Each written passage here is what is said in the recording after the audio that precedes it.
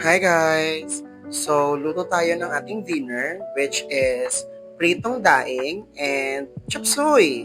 As a healthy person muna tayo ngayon kasi nasobrahan na tayo sa baboy, manok, baka. So, yan, time-lapse lang natin. So, nagpainit lang ako dyan ng mantika then isinalang ko na yung ating daing. Tapos, zoom lang natin ng very light para makita ninyo na tanga-tanga ako mag-flip ng daing opo. Kasi nga, hindi siya, pantay. Pero kaya na yun, bakla, ang mahalaga na iikot mo. Syong si Bading. Para mahalaga te, marunong tayo mag-cookery. Cookining? Kukalu. Basta magluto te.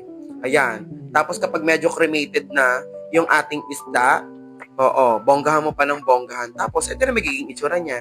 Tadaan! Kinulam. Charing.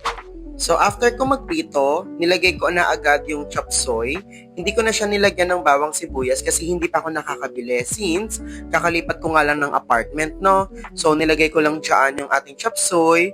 Nilagyan ko lang ng cup of water.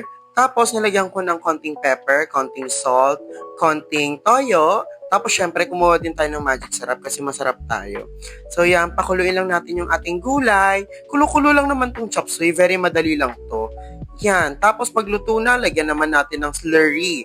So, 1 part water, 1 part cornstarch, ganyan. So, cooking lang ulit, tapos tikman te, wag masyadong dyan, tikman, tapos i-adjust yung lasa. Nag-add ako ng konti pang salt, tapos ayan, perfect na yan, pakulo na lang yan. Takpan lang uli, hayaang mag-simmer, and luto na shine. Diba? So, ayan na po yung ulam natin tonight. Sali lang natin sa ating mangkokak. Tapos, kakain na po tayo. Yun lang. Salamat!